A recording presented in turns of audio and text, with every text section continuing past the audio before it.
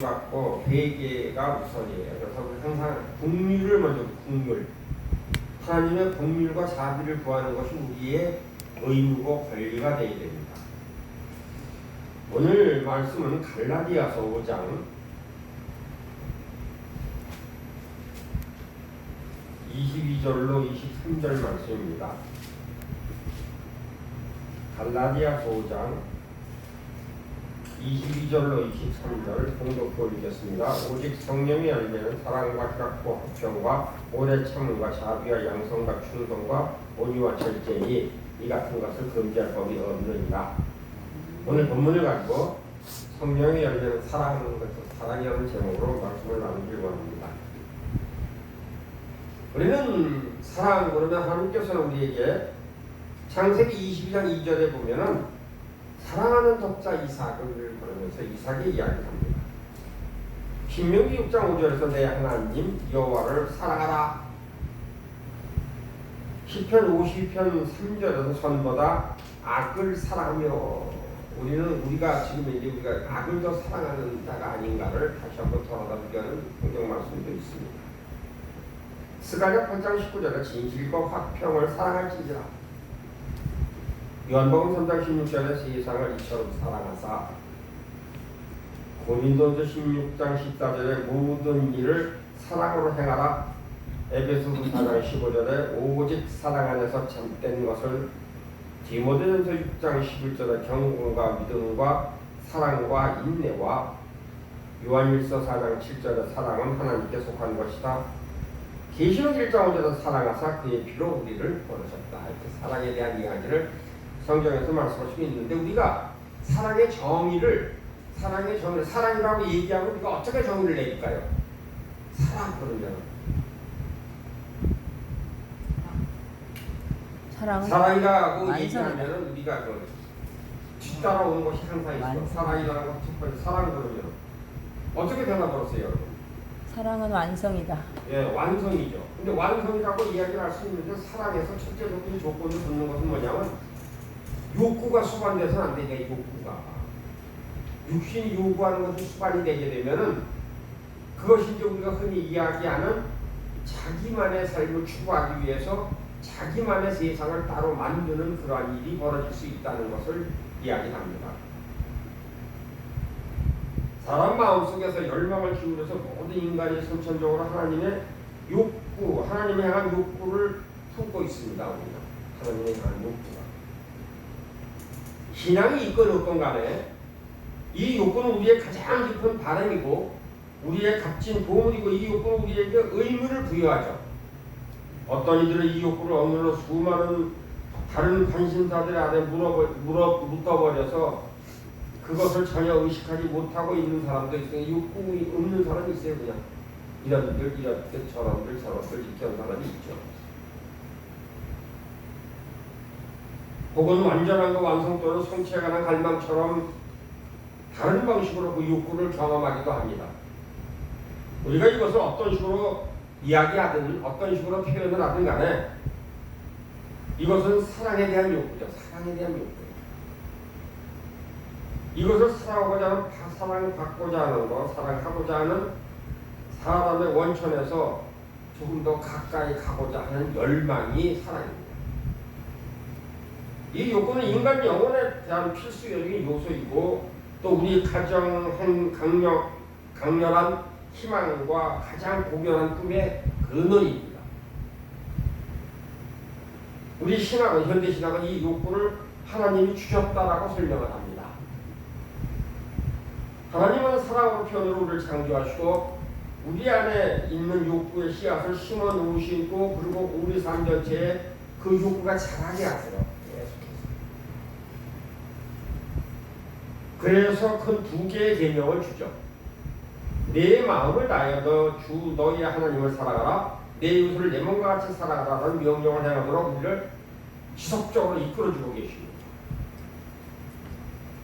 사랑을 향한 열망이야말로 우리 마음의 진정한 보배라고 주장할 수 있다면, 우리는 하나님의 은혜로 이 계명들을 행하게 될 수 있다는 거죠. 내가 하는 것이 아니라 하나님의 은혜로, 하나님의 긍휼하신 하나님의 보살핌으로 할 수 있다는 것입니다. 그러나 이 길이 순탄치가 않죠. 이 계명을 행할 능력이 없을 뿐 아니라 종종 그것을 행하고자 하는 욕구조차 우리는 무시하죠. 그건 아니야. 아니야. 내 생각은 그게 아니고 내가 알고 있는 말은 그게 아니야라고 내 욕구로 그것을 누르죠.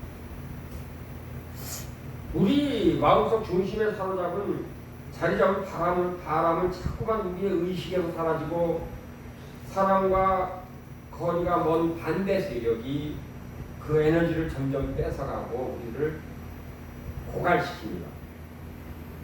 우리의 욕구는 다른 일에 사로잡혀 있고 우리는 자신을 아주 깊은 속마음속에 결코 원하지 않은 일들을 그냥 계속 넘겨주고 있죠. 속사람 속에서.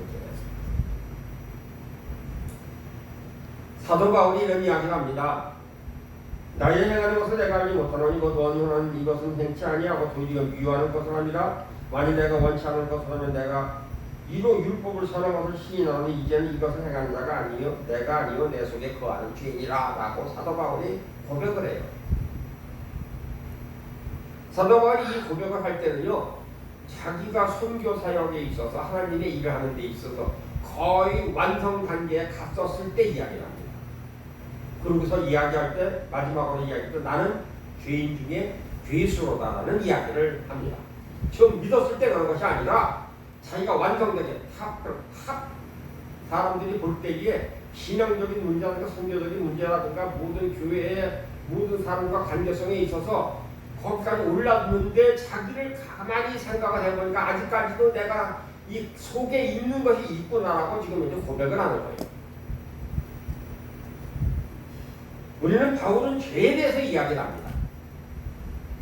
신학적으로 죄는 우리를 사랑으로부터 우리 자신에 대한 사랑으로 서로 향한 사랑, 하나님에 대한 사랑으로 향한 사랑을 점점 떨어지게 합니다. 내 자신의 사랑이. 이 문제를 우리가 육신적인 문제로 이렇게 바라다 보면은 그것은 원인이 있습니다. 그것은 억압과 중독이라는 것입니다. 억압과 중독을 인해서 고통을 받는다는 거예요. 그럼 억압이라는 것은 과연 무엇일까? 우리는 때때로 사랑이 우리를 상처받기 쉬운 상태로 만든다는 이유로 사랑에 대한 욕구를 그냥 억누르죠. 사랑하면은 손해나고 사랑하면은 잘못되면 나만 상처받아. 그냥 안 하고 사는 것이 좋겠어. 그냥 평탄하게 사는 것이 좋겠어. 무슨 사랑은 사랑이야. 그냥 나 혼자 그냥 살지 뭐.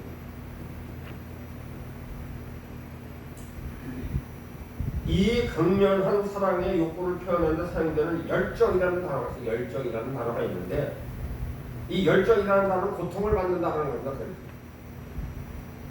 마티너 원 파수스에서 파생된 이야기인데 말인데 우리는 모두 사랑의 기쁨을 가져다주는 동시에 괴로움도 안겨줄 수 있다는 것을 우리는 알고 있으면서 우리는 살아가다 하면 괴로움은 피하려 하고 우리가 지금 현재 기쁨만 취하려고 하다 보니까 이것이 지금 언밸런스가 계속해서 벽에 맞지 않는 일이 나의 삶 가운데에 나의 모든 행위 가운데 언어 가운데 나타나기 시작합니다. 종종 우리는 이 괴로움을 최소화하기 위해서 사랑에 대한 욕구를 억제하고 누군가로부터 사랑을 거절당한 후 우리는 그냥 이 욕구를 그냥 눌러버리자. 또 채였어. 아니야. 내가 채인 게 아니라 내가 찼어. 그리고 자기가 그냥 자기 자신 스스로를 내가 그 사람을 찬 거야 이런 식으로 이야기를 하죠. 그리고 다시 사랑할 준비가 되기까지 꽤 오랜 시간이 또 걸립니다. 이것이 정상적인 인간의 반응이에요. 정상적인 반응. 근데 지나친 기대 때문에 상처를 받은 우리는 그런 그 바람을 억누르게 되죠. 우리가 하나님을 향한 깊은 바람들이 똑같은 방식으로 지금 이제 다루고 있는 우리가 아닌가를 한번 돌아다보는 오늘 이 시간이 되기를 주님의 이름으로 선포합니다.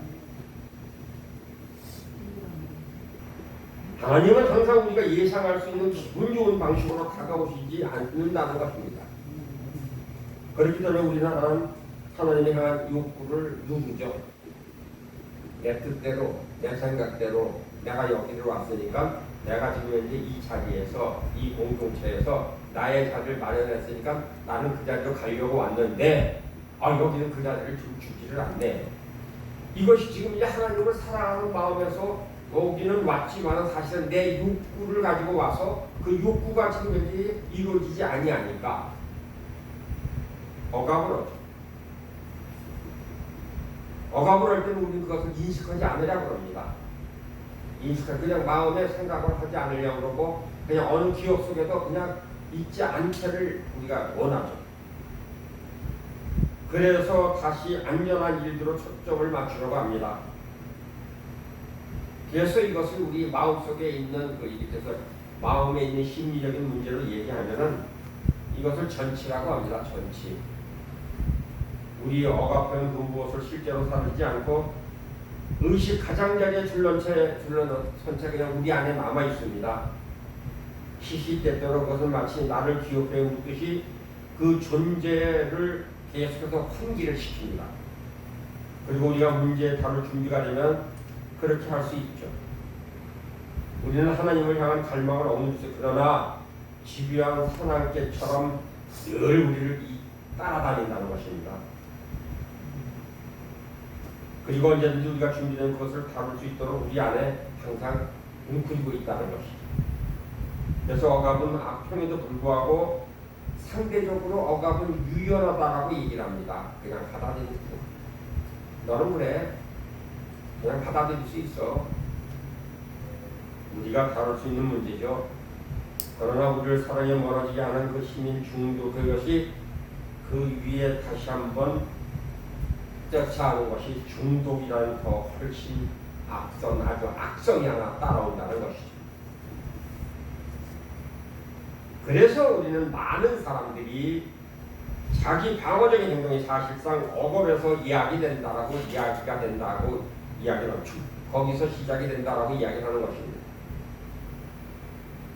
그래서 이 중독이 우리로 하여금 자유를 오용하고 진정으로 원하지 않는 일들을 하게끔 하는 독립적 좀 더 방어적인 힘이라는 것이 발생이 된다는 것이 중독이라는 것입니다. 억압은 욕구를 누르면 반면에 중독은 욕구에 집착하면서 욕구 에너지를 특정한 행위나 혹은 물건 혹은 사람들에게 속박시켜서 노예를 만든다는 것입니다. 그러니까 하나를 축구하는 어떠한 공동체라든가 사람이라든가 물건이라든가 먹는 거라든가 옷이라든가 여기에 빠지게 한다는 것이죠. 그래서 이것이 다시 집착이 되는 것입니다. 그래서 마음을 빼앗고 이것이 다시 강박관념으로 변해서 우리의 삶을 지배하게 되는 것이라는 것입니다. 이게 우리가 나를 살아가는 개인적인 원초적인 문제예요. 이것이. 알렉산더 솔제니친이 이런 이야기를 합니다. 나는 매트리스를 껴안은 채 거기 서서 행복한 미소를 지었다. 그러면서 물어봅니다. 너는 자유로운 존재이냐? 그들은 내게 물어봤다. 이런 얘기입니다. 오늘 지금 매트리스를 지금 이제 두루놓지도 못하고 지금 이제 솔제니친이 이게 지금 억압된 상태에서 자기가 영어에 갇힌 놓은 상태에서 지금 이제 두루놓지도 못하고 매트리스 그냥 세워서 두루놓이 된 매트리스를 이렇게 껴안고 서 있는데 얘기하는 거 그러고서 행복한 미소를 짓고 있는 거예요. 내가 이만큼이면 만족하다라고 행복한 미소를 지니까 물어보는 거예요. 옆에서 너 참 자유로우냐? 네가 그러고 우리는 본래부터 자유로운 존재이고 자유롭게 살아가기 위해서 태어났습니다. 우리는 그래서 우리로 하여금 정당한 운명을 차지하게 막는다는 것이 중독입니다. 우리의 충동의 포로가 되게 하고 자신이 이기적인 우상을 노예로 만들고 이것이 우리가 처한 형편이고 세계의 위대한 종교 경전들도 이것을 증언하고 있다는 것을 우리는 알아야 된다는 것입니다. 사랑이 돌변되고 변하게 되면 가령 우리 영혼이 병들어서 우리는 중독의 과실로 빠지게 되고 이것이 관계 중독과 사람 중독과 물질 중독과 그렇지 않으면 여러 가지 중독 성향으로 빠지게 된다는 것이죠. 그래서 오늘 본문 말씀에서 갈라디아서 5장 22절 23절에서 성령의 열매를 우리는 사용된 이 단어는 복수가 아니라 단수라는 사실이라는 것입니다. 한 가지를 얻으면 모두를 얻게 된다는 이야기예요. 반면에 한 가지를 잃으면 모두 잃게 된다는 것입니다. 분리될 수 없다는 것입니다. 그래서 우리는 열매는 사랑, 희락, 화평, 오래참, 자비, 양선, 충성, 온유, 절제, 금지할 법이 없다. 이것이 동시다발적으로 그냥 동시에 한꺼번에서 같이 이것이 열매를 맺어서 우리 삶 가운데 믿음 가운데 나타나야 된다는 거예요. 어느 한쪽만 치우쳐서 나는 이런 은사를 받았다가 아니라 성령의 열매는 이것이 전체적으로 나타나야 된다는 거예요.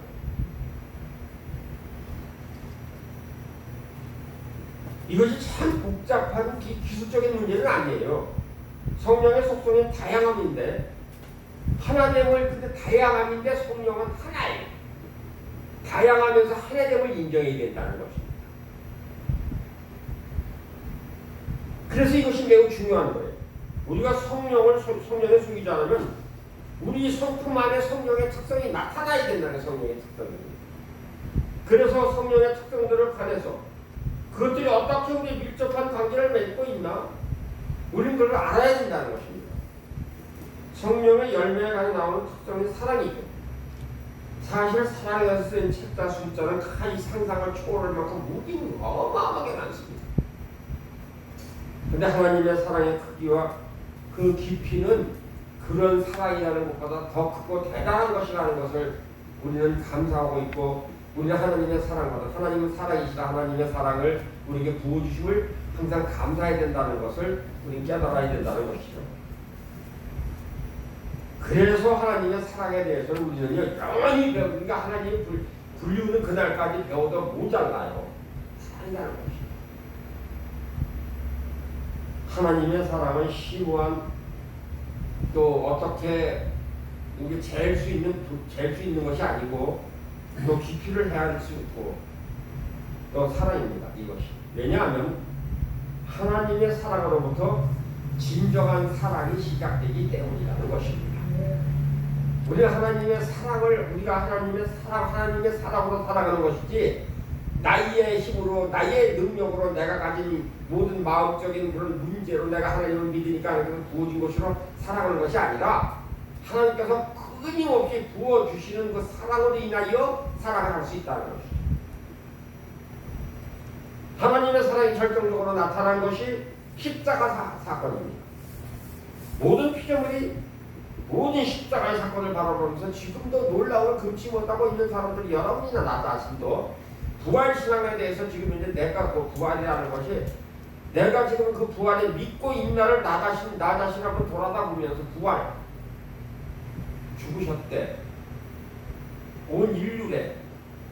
근데 그것을 바라다보면 바로 나야, 나 하나 때문이라고 그것을 부인하지 않은 나 때문이야 라고 얘기할 수 있는 여러분이나 내가 되기를 기도하는 귀한 여러분의 내가 되기를 부탁을 드리겠습니다. 그래서 인간들은 영원히 그 사건을 계속 회고하고 매일매일 삶 가운데 우리는 경탄을 해야 된다는 거예요.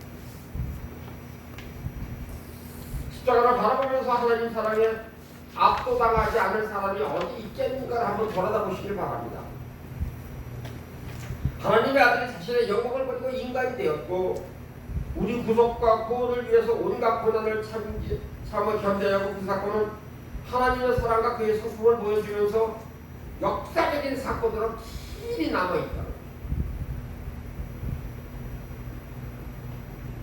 우리는 그래서 하나님께서 우리에게 어떤 사건을, 어떤 사람을, 그렇지만 어떤 하나의 문제를 제시하면서 네가 지금 성경의 9가지 열매 속에서 있었던 것을 네가 지금 나타내고 있었느냐를 지금 우리를 포기하신다는 게 계속해서. 네가 지금 한쪽으로 치우쳐서 지금 잘못된 길로 가지 않느냐. 네가 한쪽 것만 내가 크다고 이걸 받아서 이것만 지금 선포하고 있고 이것만 한 가지만 하면 된다라고 그릇된 생각을 갖고 있지 않나를 봐야 된다는 것이에요. 사랑하는 사람은 희락이 있어야 돼. 기쁨이 있어야 된다는 것입니다. 그리고 어디를 가든지 화평한 사람이 되어야 되는 것이고 뭐 문제가 있을 때에 힘들고 어려울 때 오래 참음이 있어야 되고 또 그것을 내가 나를 힘들게 하는 대로 자비로 그 사람들을 안을 수 있어야 되고 양선 좋은 일을 할 수 있게 되며 모든 일을 할 때에 내가 과연 하나님의 일을 하건 세상 일을 하건 한 성경에서 말씀하시는 식으로 내가 모든 것을 다해서 힘과 능을 다해서 충성을 할 수 있는 사람이 되고 아멘. 충성할 때 우리는 온유하고 절제하는 그런 마음을 가지고 우리는 금작업이 없다 말씀하셨어요. 아멘.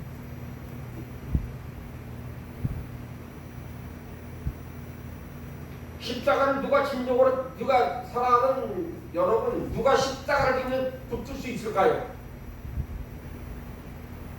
지금 십자가 앞에 가서 십자가를 지금 누가 붙들 수 있을까요? 성령의 열매를 저는 맺었습니다라고 십자가 앞에 붙들 수 있는 여러분이나 내가 아닌가? 다시 한번 내가 붙들 수 있겠는가를 다시 한번 돌아다보기를 주님으로 부탁드립니다. 아멘. 아멘. 요한계시록에서는 예수님을 어린 양으로 부르고 있습니다. 십자가를 바라보면서 하나님의 사랑에 앞서지 하나님의 아들이 자신의 모든 영광을 버리고 인간이 되었어요. 우리 구속과 구원을 위해서 온갖 고난을 참아내셨다는 것, 그의 성품. 그리고 십자가를 누가 잡을 수 있고 그 주님을 누가 사랑하지 않을 수 있겠는가를 한번 돌아다보시기를 바랍니다. 사도 바울은 오랫동안 가장 훌륭한 선교를 사역한 후에 예수님의 성공의 비밀은 오직 십자가만 말씀하시는 것을 깨닫게 되었습니다. 십자가보다 하나님을 더 표현할 수 있는 것이 없다라고. 십자가의 메시지는 사랑입니다. 넓이와 깊이 그 사랑이 차고 넘치는 것이 없고 비교할 수 있는 것도 없다는 것이죠. 그것은 인간이 할 수 있는 이상, 그 최고의 이상이라는 것입니다. 나폴레옹조차도 요한복음을 읽으면서 예수가 하나님의 아들이 아니라면 아마도 요한복음을 기록한 그 사람이 하나님의 아들일 줄 모른다라고 이야기했다고 합니다. 그 사람은 인생의 깊이를 알고 있었고 또한 인간이 그러한 이야기를 스스로 만들어낼 수 있을 수 없다는 것을 알고 있었기 때문이었습니다. 복음서의 인간의 이해를 뛰어넘는 고차원적인 이야기이기 때문에 우리가 온전히 이해하기 어려움을 겪는다는 것이죠.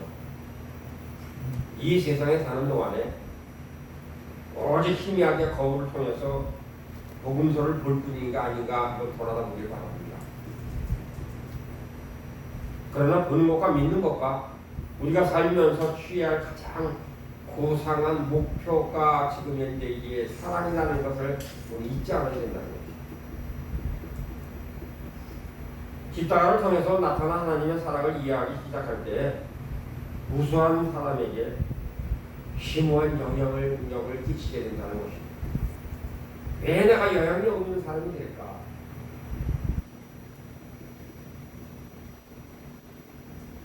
내가 삶 가운데 이게 내가 지내오면서 살아오면서 내가 우리 자녀에게 영향력을 끼쳤는데 왜 쟤는 누굴 닮았나라고 우리가 다시 한번 물어보면서 쟤는 나를 닮지 않은 것 같아라는 이야기를 하면서 내가 과연 그 아이를 품을 수 있는 사랑을 베풀어 주기에 쟤가 나를 안 닮았다라고 이야기할 수 있겠는가?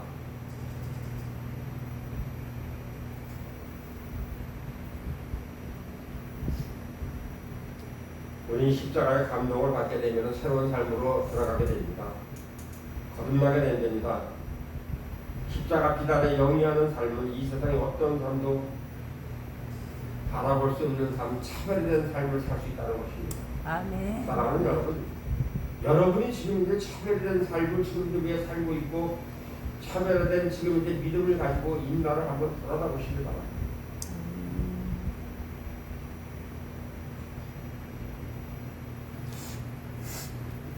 우리는 그분처럼 살아가고 그분처럼 희생적인 삶을 추구하고 그분의 위대한 사랑을 증거하는 복음을 위해서 모든 것을 하고자 하는 소망이 우리는 소망하지 않을 수 없는 귀한 자리에 지금 여러분이나 내가 놓여 있다는 것을 기억하시는 우리는 소수라고 얘기하지만 소수가 아닙니다.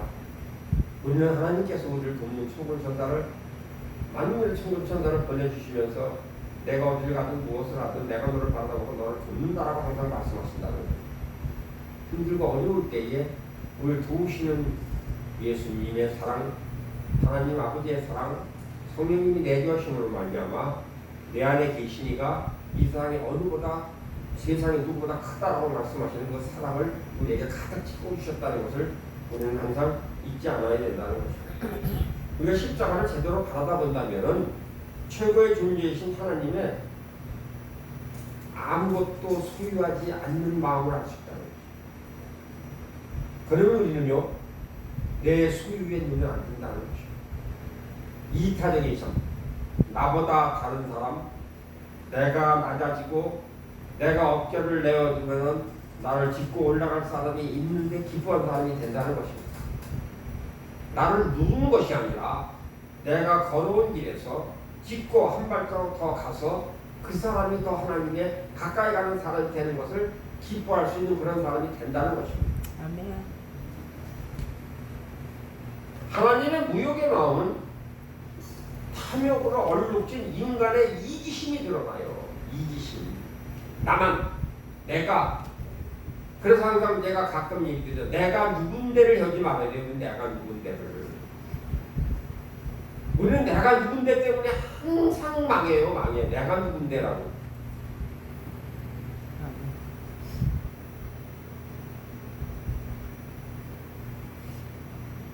십자가의 하나님의 사랑을 분명하게 바라다 볼수록 우리 삶은 점점 더 희생적인 삶이 되는 희생적인 삶.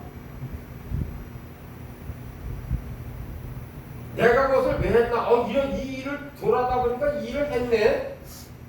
희생적인 삶을 다른 사람이 보면 알아요. 아, 저분이 지금 자기의 몸과 마음과 지식과 모든 것을 바쳐서 지금 희생하고 있나를 좀 봐요. 근데 그 눈으로 그것을 보는 사람이 있는가 하면 그것을 다른 눈으로 보는 사람이 있어요. 저분들이 하는 것은 지금 이제 자기 유익을 추구하고 뭔가 얻을 수 있고 얻기 때문이라는 이런 삶을 땐 그럴 땐 자기 마음속에 있는 대로 자기가 가지고 있는 지식대로 자기의 경험한 바로 그들을 갖다가 이야기를 한다는 것입니다. 그런데 그런 사람을 만약에 그런 자리에 갖다 놓으면 그런 사람이 허용하면 못해요. 나는 그건 못한다고 얘기해요. 자기는 못한다고 이야기를 하는데 그 사람 하면 그 사람의 긍정적인 이야기보다 부정적인 이야기를 먼저 하는 것이 내가 아닌가를 다시 한번 돌아다 보기를 부탁을 드리겠습니다. 내가 정말 지금까지 어떤 눈으로 보아왔는가, 어떤 마음으로 그 사람을 봐왔는가, 그 사람을 통해서 어떤 말을 이야기를 했는가를 돌아다 봐야 된다는 것이죠.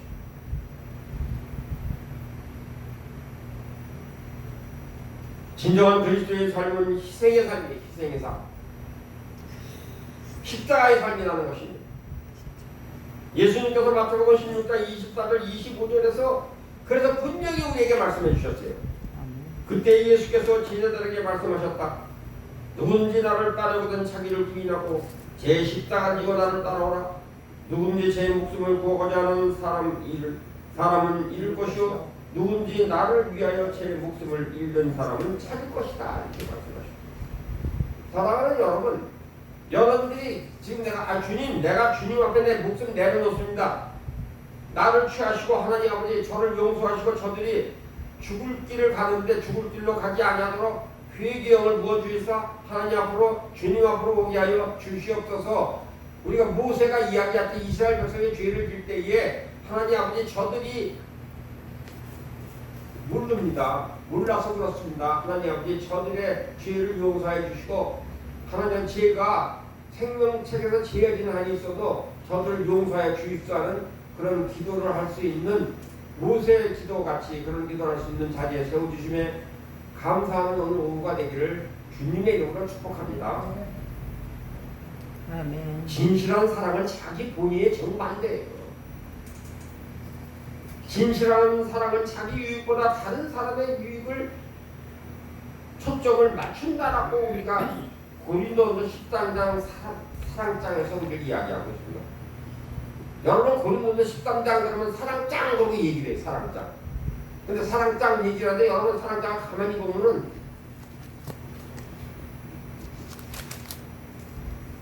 사랑이 없으면 아무것도 아니요. 부재하고도 내면 불다르게 하셔도 사랑이 없으면 아무것도 아니요.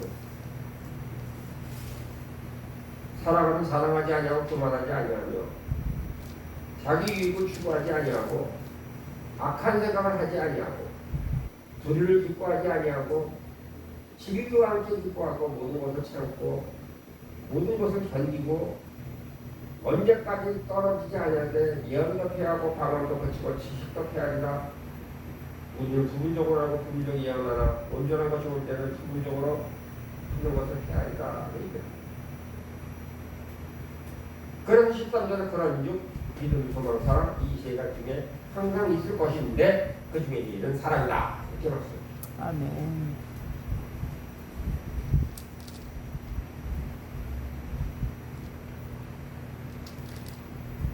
진실한 사랑은 우선적으로 하나님의 유익에 초점이 맞춰져 있고 하나님 사랑 안에서 하나님 사랑에 의해서 사는 자만이 자기 자신을 포함한 모든 사람의 유익을 양에서 끼칠 수 있다는 것을 그런 자리에 세워주심에 감사하고 그런 말씀을 들으면서 내가 진정으로 하나님 앞에 설 수 있는 그런 자리에 사랑을 부어주십사라고 기도하면서 승리하는 귀한 여러분의 나가 되기를 주님의 이름으로 부탁드리겠습니다.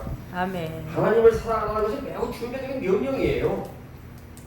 그러므로 하나님의 사랑 우리 삶의 최우선이 되어야 된다는 것을 기억하는 그래서 최우선으로 삼기로 작정하는 이 오후가 되기를 부탁드리겠습니다. 아멘. 하나님보다 더 사랑하는 사람이나 물건이 있다면 그것은 우상이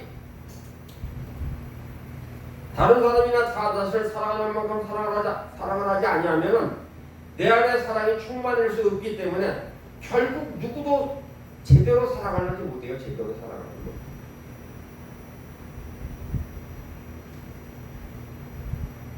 우리는 중요한 것을 중요한 것으로 지키는 것이다라는 것을 이 원칙을 명심하시기를 바랍니다. 하나님을 사랑하면 우리의 창조된 가장 중요한 이유예요. 우리를 창조한 목적이 딱 이유예요. 사랑이. 하나님의 사랑은 우리가 창조된 가장 인간이 성취할 수 있는 최고의 것으로 하나님의 사랑이고 인간이 소유할 수 있는 최고의 가치도 역시 하나님의 사랑이라는 것을 기억하는 오후가 되길 부탁드리겠습니다. 그래서 요한일서 4장 19절에 우리가 하나님을 사랑하면 하나님께서 우리를 먼저 사랑하여 주셨기 때문이다라고 이야기합니다. 어떻게 주님을 보고 주님을 사랑하지 않을 수 있을까? 먼저 사랑해 주는 하나님을 만난 자 중에 하나님을 사랑하지 않고 그것을 배견할 자가 있을까? 그래서 우리는 매일같이 우리는 매일 잊어버려요. 성전에 와서는 하나님의 사랑을 알고 성전 문 앞에 나가서 하나님의 사랑을 모르는 거예요. 성전에 와서 사랑하면 사랑이라는 이야기를 잘 듣고 있다가도 성전 문 앞에 나가면 사람 위에 절벽을 하는가? 왜 사랑을 잊어버리는가?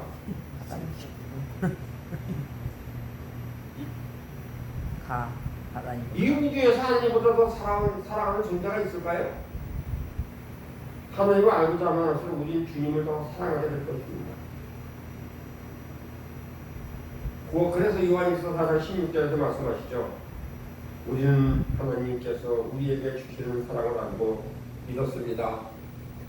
하나님은 사랑이십니다. 사랑 안에 있는 사람은 하나님 안에 있고 하나님도 그 사람 안에 계십니다라고 말씀을 읽는데 사랑하는 여러분 속에 지금 이제 이게 하나님도 그 사람이 있다라고 해서 그 사람 안에 하나님의 지금 이제 성품이 여러분들에게 나타나고 있습니다. 우리가 진정으로 하나님을 더 알게 된다면 그래서 하나님을 더욱더 사랑하게 되는 거예요.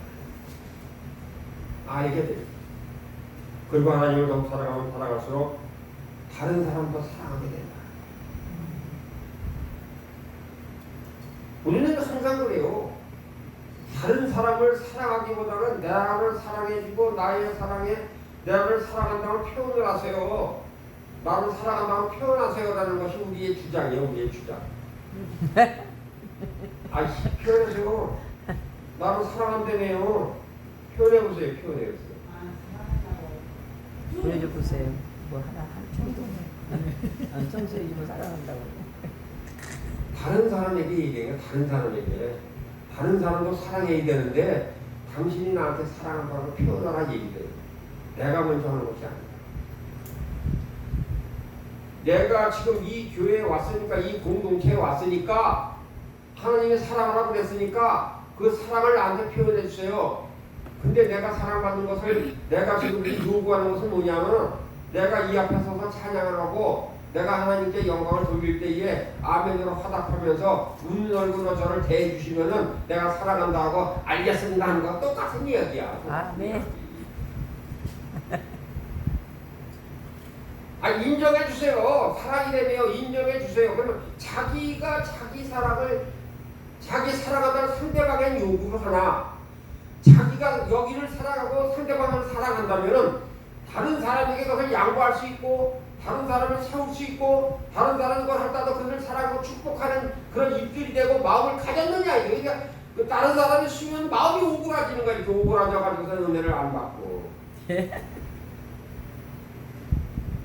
예배 시작할 때보다 내가 거기 술자리에 거기 못 썼어 그러면 얼굴을 어떻게 하고 얼굴을 하고 있어? 얼굴을 완전히 찌그러진 얼굴을 하고, 저것 때문에 내가 지금 이제 방해를 받고 있고 내가 지금 이 마음의 고통을 느끼고 있는데 하나님 아버지 내 마음 좀 알아주세요. 다음에 오면 저 사람 안 쓰고 나 쓰게 해주세요라고 기도하는 이기적인 내가 아닌가를 다시 한번 돌아다 봅니다. 어느 자매가 그랬다는 얘기 제가 한번 드린 적 있나요? 어느 자매가 이 둘이서 언니하고 동생이 있었는데, 언니는요 이가 참 가지런히, 앞니가 가지런히 잘 나가서 너무나 이뻐요. 웃을 때 보면은요 너무나 이쁜 거야 이가. 근데 자기는 어렸을 때에 엄마가 저 유아치가 빠질 때에 이리저리 도망다니고 제시에 뽑질 않아가지고서는 이제 덧니가 난 거야. 그래가지고 이가 치근이 좀 안 좋아. 그러니까 내 어려서부터 항상 언니가 질투의 대상이야. 아유 저놈은 이 때문에 아주 그냥 저걸 이게 그냥 한 번 어떻게 좀 이렇게 됐으면 좋겠어 이런 생각을 하고 있었는데, 어느 날 언니가 학교를 갔다 왔는데 언니가 마스크를 쓰고 있는 거예요. 언니 왜 그래? 아니 오늘 학교에서 오다가 교실에서 넘어졌어. 그랬더니 문지방에 부딪혀가지고 앞니가 하나 빠졌지. 그랬더니 속에서 쾌재를 부르더라고요. 그럴 줄 알아서 가만히 돌아서서 생각을 하니까, 야, 내가 언니를 지금 이제 몇 년 동안 미워하고 그거를 싫어했는데 저기 빠지고 나니까 그 기도가 응답됐나 해서 너무나 미안한 거야. 그래가지고 냉장고에 가서 그 우유를 한 잔 빨아 따뜻하게 데워가면서 언니 식상 앞에서 놓고 언니 이거 마셔 그러더래. 그러니까 맨날 질투하고 했던 그 언니가 동생이 그러니까 언니가 이상하잖아. 그랬더니 웬일 그랬더니 하는 얘기가, 언니가 그래서 이런 얘기를 하는 것이 아니라 한 잔 딱 놓고 하면서 아니야 하고 돌아간다는 얘기. 오늘 우리 자신이요 상대방을 사랑 안 하는 것을 알아요. 내가 저 사람한테 내 사랑 먼저 유익을 요구하는 것을 안다고요. 내가 나 먼저가. 근데 그것은 티를 안 내고 항상 무슨 일이 벌어지면은 제가 저가 네가 이런 얘기를 합니다. 물론 세상에 다양한 종류의 사랑도 있고 사랑의 정도도 다양하죠. 근데 한 가지 확실한 것은 인간의 1차적인 욕구는 사랑이어야 한다는 것입니다. 성도들은 고린도 14 성경에서 오늘 가장 아름다운 말씀을 그냥 아름다운 말씀을 이렇게 간주하고 있죠. 우리는 고린도 13장을 우리는 이렇게 보면은 인류 역사에서 사도 바울보다 사랑에 대해서 더 설명할 사람이 없을 정도로 고린도 13장 오늘 중에서 영성의 극치를 보여주는 글입니다. 우리는 사랑장이라는 것을 항상 요구하시기 부탁합니다. 사랑장. 우리는 사랑을 통해서 하나님께서 우리에게 사랑을 주셨을 때 우리가 사랑의 장을 통해서 우리가 무엇을 지키는지 베풀고 있었는가.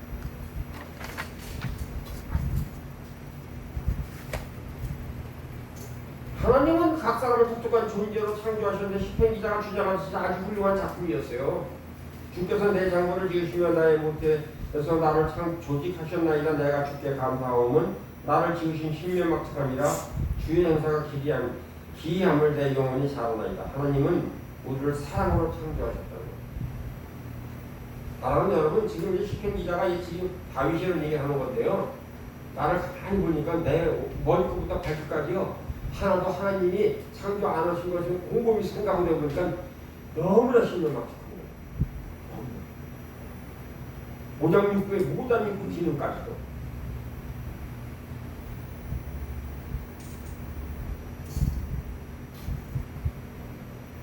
근데 우리를 선함을 보고 사랑해서 선함. 내가 너를 지명하여 불렀나니 너는 내 것이라. 내가 너를 보배롭고 존귀하게 여기고 너를 사랑하는 즉 하나님의 사랑을 충만하고 자유로운 삶을 누리도록 우리를 사랑으로 창조하셨어요. 근데 너희를 향한 나의 생각은 내가 하나니 재앙이 아니라고 평하며 너희 장래의 소망도 주려는 생각이라. 끝으로 하나님의 사랑을 위해서 우리를 창조하시고 우리는 하나님과 이웃과 자기 자신을 사랑하기 위해 창조됐다고.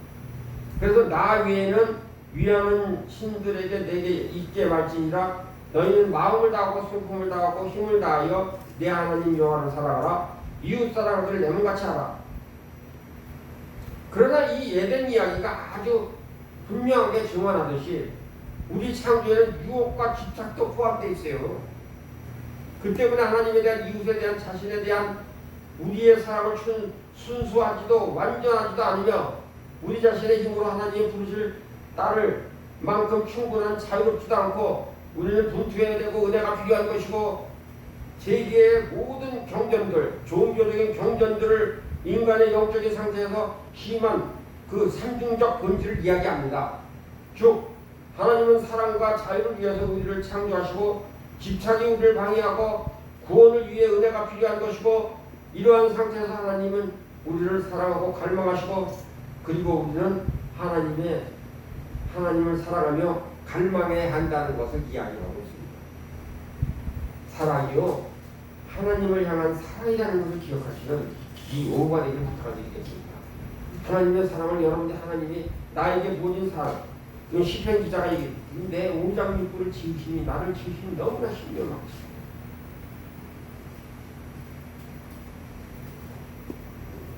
우리는 그럴 때마다 하나님께서 우리에게 지금 이제 오셔서 우리에게 무엇을 하시길 원해요? 우리는 항상 우리 마음속에 감추고 있는 죄를 알아야 돼요. 감추고 있는 죄, 우리가 사랑을 분출할 수 없도록 가로막음이 무엇인가?